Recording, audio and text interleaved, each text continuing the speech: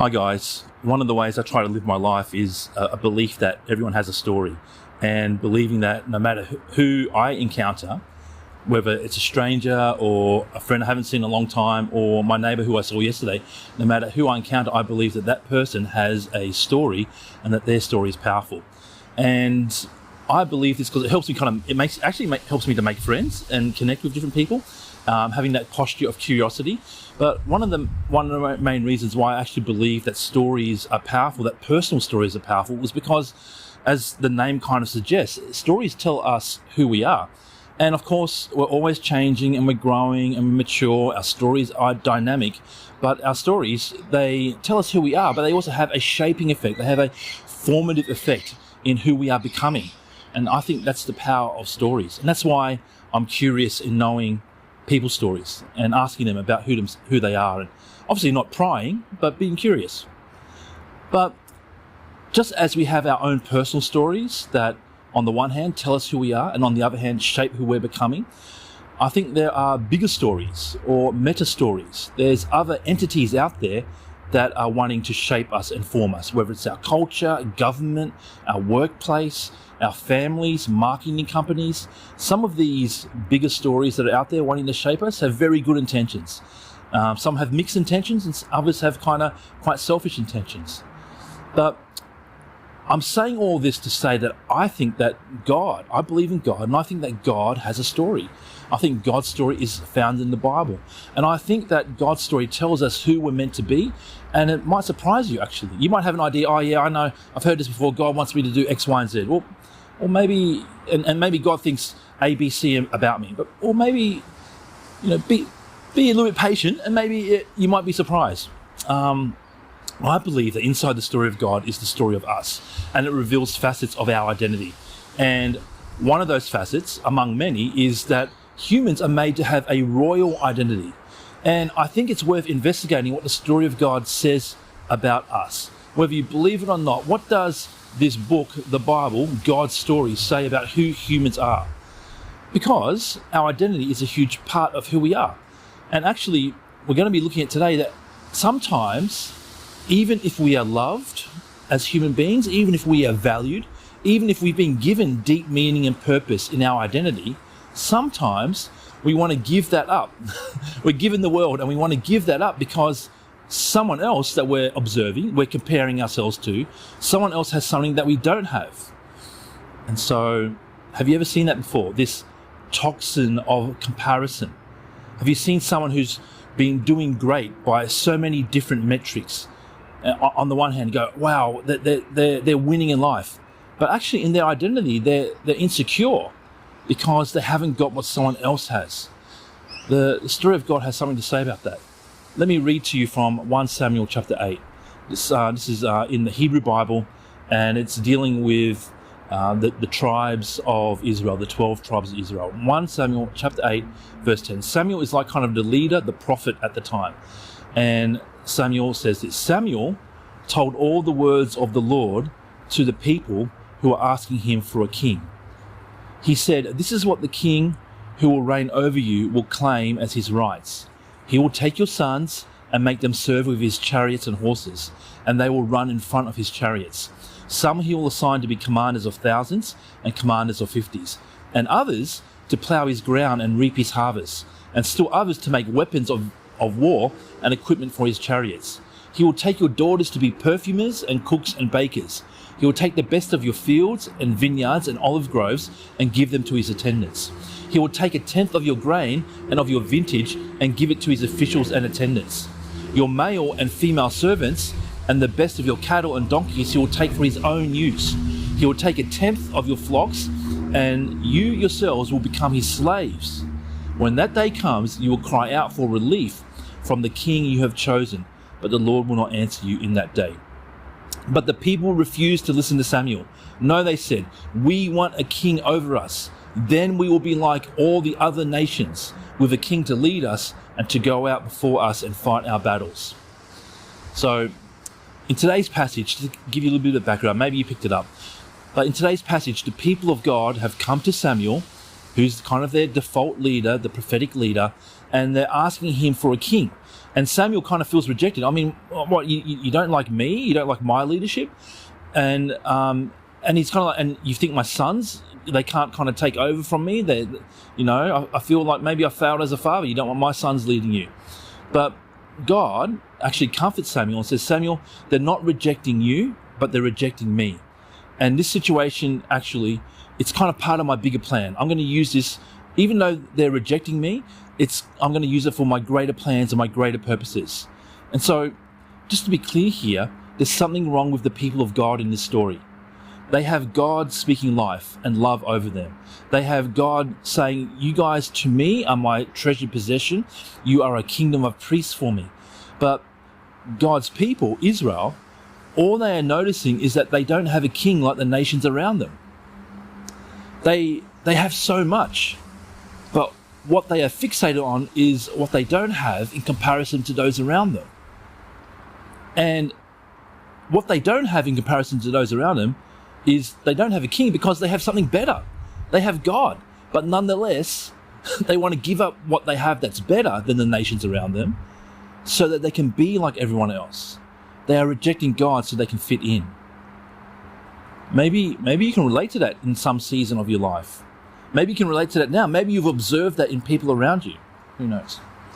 1 Samuel chapter 8 verse 11, let me read that again. He said, this is what Samuel's saying. Samuel said, this is what the king who will reign over you will claim as his rights. He will take your sons and make them serve with his chariots and horses, and they will run in front of his chariots. Samuel is warning them. He's giving them full disclosure of, if you get a king, this is actually what you're asking for. This is what this king is going to do.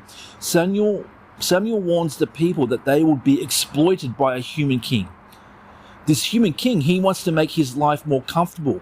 And to make his life more comfortable and to kind of build up his prestige and his sense of ego, to make this king be like a powerful king, this king is going to take their sons of the people to fight his battles and to work his fields. This king is going to take their daughters to work in his palaces. He would take their agricultural produce. He would tax them, their grain and wine, their livestock. And in fact, Samuel says, this king is going to enslave you. This king will have power over you. And this is how things played out. These words weren't an empty threat. This is literally how the story of Israel unfolds. The first king of Israel, King Saul, he has deep insecurity. He has deep jealousy, which leads to incredibly bad choices. And then later on, even the admirable King David and King Solomon, they have tragic flaws. And there's kind of like this truism, right? Absolute power corrupts absolutely. Power in the hands of humans has the potential to corrupt. But there's something deeper about that's going on here. There's something deeper, and this is what we're focusing on today. There's something deeper about the desire to be liked by the nations. Not just about avoiding concentrating too much power into one person and that person using it for their own comfort and privilege. There's something about rejecting God and wanting to be like the nations. 1 Samuel 8 verse 19 says, "No, we want a king over us. Then we will be like all the other nations, with a king to lead us and to go out before us and fight our battles." Israel rejected God as their king and insisted that a man should lead them. They wanted to be like the nations around them who all had kings. And I wonder, once again, can you relate to this pull, this pressure to be like those around us? Peer pressure is real, and marketing companies actually rely on this stigma of being the odd one out to get you to buy what everyone else is using. You know, when a product goes viral, and you've got to fit in with everyone else. And there's another saying, right, that the grass is greener, which, the grass is greener on the other side of the fence. What the family next door have, that's what we should have. So, we can potentially relate to the many situations where other people seem to have things better than us. And I wonder, if you're a follower of Jesus, if you call yourself a Christian, perhaps you've even looked at people who aren't following Jesus and you go, they seem to be doing okay. They seem to be doing things and getting away with things that I choose not to do because I'm following Jesus. And actually, I want to be like them. I want to live like them. I want to do what they do. I want to have what they have. It's just basic human psychology to want to fit in. And to a degree, it's okay to want to fit in. But as followers of Jesus, we're also called to be holy, set apart relationally to God first. But back to the story of Israel, beyond rejecting God as their king and wanting kings like the nations, Israel was also rejecting its mission. God said to Abraham, this is one of the key parts of the big story of God. God said to Abraham in Genesis chapter 11, I am choosing you specifically, and I'm going to protect you. I'm going to take care of you. I'm going to bless you. Because the reason is, through you, all the nations of the earth, all the families of the earth will be blessed because of you. And when Israel is rejecting God as its king, Israel, because it wants to be like the nations, when Israel was wanting to be like the nations and rejecting God as its king, it's also rejecting its mission, because how could Israel be a blessing to the nations if it was exactly like the nations? Israel was meant to be different, and that difference was the substance of them being a blessing. And it's interesting to me that there is something we need to be careful of with our raw identity, and how important it is to remember that this identity is about serving others. So Israel is meant to be a kingdom of priests themselves. They were choosing to have one king over them when God was saying, I'm wanting to make you all royalty.